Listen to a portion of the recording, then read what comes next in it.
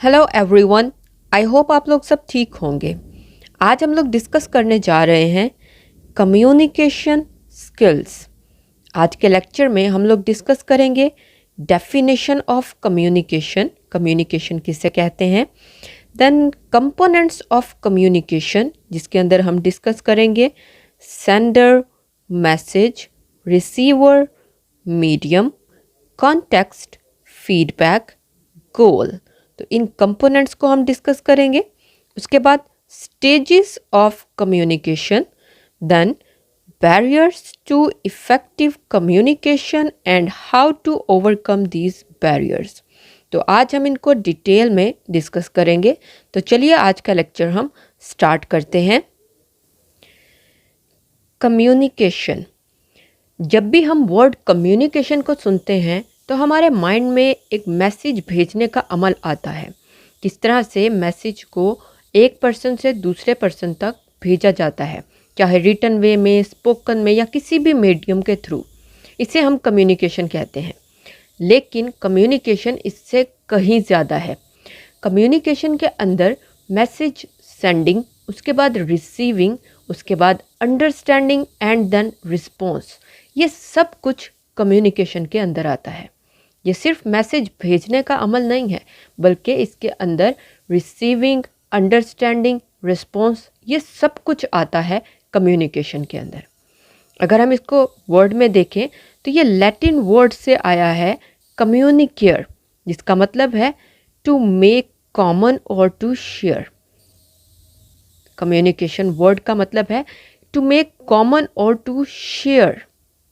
तो इसकी डेफिनेशन अगर हम देखें तो communication is defined as the process of using messages to generate meaning.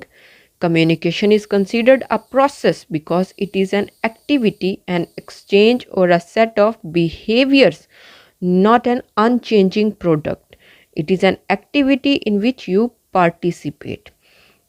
तो ये एक प्रोसेस है, एक एक्टिविटी है जिसके अंदर मैसेजेस को यूज़ किया जाता है मीनिंग कन्वे करने के लिए। मीनिंग को कन्वे करने के लिए मैसेजेस को यूज़ किया जाता है, बिहेवियर्स को एक्सचेंज करने के लिए यूज़ किया जाता है। ये एक प्रोसेस है, एक्टिविटी है जिसके अंदर डिफरेंट पर्सन्स पार्टिसिपेट करते हैं। So communication is the process of transmitting information and meaning from one individual और organisation to another by means of mutually understandable symbols. The crucial element is meaning. कि एक person से दूसरे person या एक organisation से दूसरी organisation तक मीनिंग को कन्वे करना, अंडरस्टैंडेबल सिंबल्स को यूज़ करते हुए, ये है कम्युनिकेशन। कम्युनिकेशन की डेफिनेशन हमने देख ली, हमने समझ लिया कि कम्युनिकेशन एक प्रोसेस है।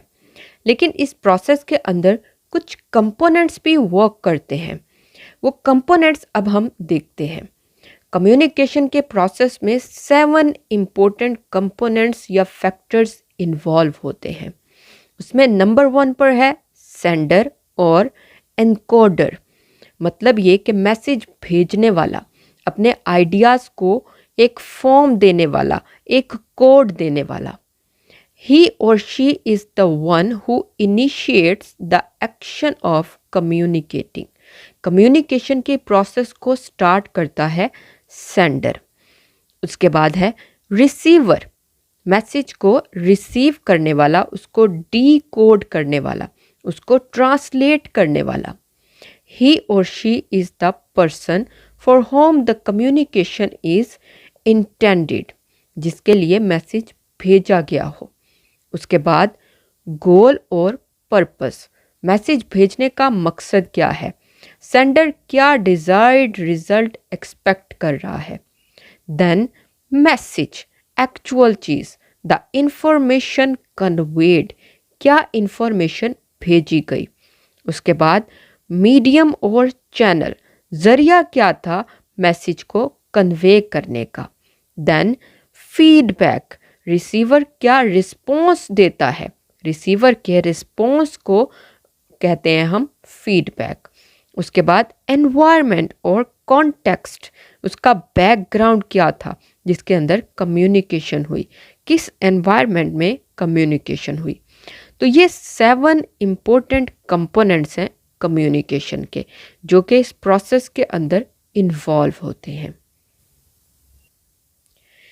कंपोनेंट्स ऑफ कम्युनिकेशन के बाद है स्टेजेस ऑफ कम्युनिकेशन।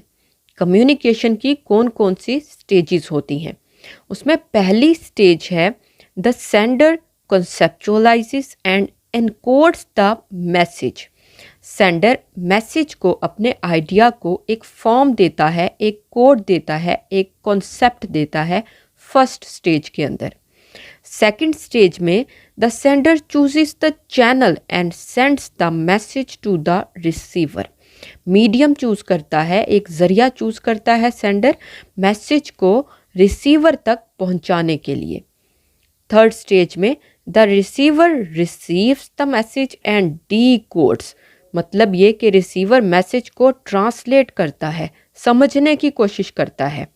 और फोर्थ स्टेज में the receiver chooses the channel and sends the feedback, कि रिसीवर अपना रिस्पॉन्स किसी जरिए सेंडर तक भेजता है। तो ये 4 स्टेजेस हैं कम्युनिकेशन की, जिसमें फर्स्ट में एनकोड किया जाता है, देन चैनल चूज किया जाता है, then decoding and then feedback. ये 4 स्टेजेस हैं कम्युनिकेशन की। स्टेजेस ऑफ कम्युनिकेशन के बाद हमारे पास है बैरियर्स टू इफेक्टिव कम्युनिकेशन। जब भी हम कोई मैसेज कम्युनिकेट करते हैं, कन्वे करते हैं, तो उसके दरमियान काफ़ी हर्डल्स का सामना करना पड़ता है, हमें काफ़ी बैरियर्स का सामना करना पड़ता है। वो कौन कौन से हो सकते हैं। उसमें नंबर 1 पर है फिज़िकल बैरियर्स। फिज़िकल बैरियर्स के अंदर हम देखते हैं कि जब हम इंफॉर्मेशन कन्वे करते हैं तो उसके दरमियान काफ़ी प्रॉब्लम्स आ सकती हैं। For example defects in medium, जो हमने ज़रिया चूज़ किया इंफॉर्मेशन कन्वे करने का, वो डिफेक्टिव हो सकता है। या फिर नॉइज़, शोर हो सकता है जिसकी वजह से हमारी इंफॉर्मेशन कंप्लीट कन्वे नहीं हो सकी। या फिर इंफॉर्मेशन ओवरलोड हो सकता है कि इंफॉर्मेशन बहुत ज़्यादा थी तो उसको कन्वे करने में प्रॉब्लम आ जाए। तो ये फिज़िकल बैरियर्स हो सकते हैं इफ़ेक्टिव कम्युनिकेशन के दौरान। या फिर सिमेंटिक और लैंग्वेज बैरियर्स, कि जो मीनिंग हमने कन्वे किया उसे समझने में कुछ हर्डल्स आई। फॉर एग्ज़ाम्पल, एक वर्ड आपके माइंड में उसका कुछ मीनिंग है, जब आपने मैसेज को कन्वे किया तो उसे किसी और तरीके से समझा गया। आपने पॉजिटिवली कन्वे किया लेकिन उसको नेगेटिवली समझा गया। तो लैंग्वेज बैरियर्स हो सकते हैं, एक वर्ड के डिफरेंट मीनिंग्स हो सकते हैं। उसके बाद ऑर्गेनाइजेशनल बैरियर्स, कि एक ऑर्गेनाइजेशन के दरमियान जब मैसेज डिफरेंट स्टेजेस से गुजरता है तो हो सकता है कुछ इन्फॉर्मेशन आगे पीछे हो जाए, रिटन फॉर्म में या अदरवाइज। तो ऑर्गेनाइजेशनल बैरियर्स हो सकते हैं। उसके अलावा कल्चरल बैरियर्स, डिफरेंट कल्चर्स के अंदर जब इंफॉर्मेशन को कन्वे किया जाता है तो मिसअंडरस्टैंडिंग्स हो सकती हैं। उसके अलावा जेंडर बैरियर्स, कि जब आदमी और औरत के दरमियान इंफॉर्मेशन को कन्वे किया जाएगा तो उसको किस तरीके से समझा जाता है, इसमें मिसअंडरस्टैंडिंग हो सकती है, ये रुकावट पैदा कर सकती है।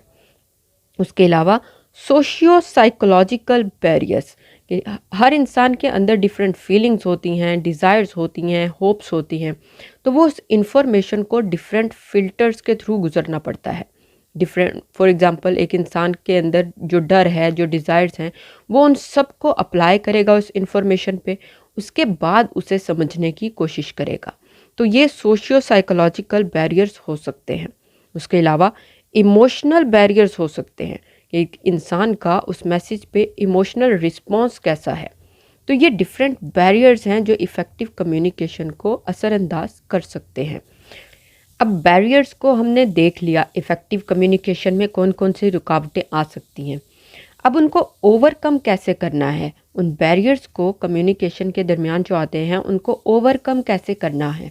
उसमें नंबर 1 पे है ट्रेनिंग इन इफ़ेक्टिव कम्युनिकेशन, कि किसी भी सेंटर में ट्रेनिंग दी जाए लोगों को, एम्प्लॉयज़ को इफ़ेक्टिव कम्युनिकेशन के लिए। उसके बाद हेल्थ सेंटर्स, स्ट्रेस लेवल को कंट्रोल करने के लिए एम्प्लॉयज़ की या जिस भी पर्सन ने कम्युनिकेट करना है उसकी हेल्थ सेंटर्स बनाए जाएं। उसके बाद गेटिंग फीडबैक बहुत इम्पोर्टेंट होता है। जब भी कम्युनिकेट किया जाता है या इन्फॉर्मेशन को कन्वे किया जाता है तो फीडबैक बहुत असरअंदाज होती है। उसके बाद केयरफुल यूज़ ऑफ लैंग्वेज, कि जो भी लैंग्वेज आप यूज़ कर रहे हैं उसे केयरफुली यूज़ किया जाए। तो ये है ओवरकमिंग कम्युनिकेशन बैरियर्स। इन तरीक़ों से हम कम्युनिकेशन बैरियर्स को ओवरकम कर सकते हैं। तो यहाँ पर ख़त्म होता है हमारा आज का ये लेक्चर। उम्मीद है आपको समझ आई होगी। आज के लिए इतना ही। मैं मिलूँगी अपनी नेक्स्ट वीडियो में। तब तक के लिए खुदा हाफिज़।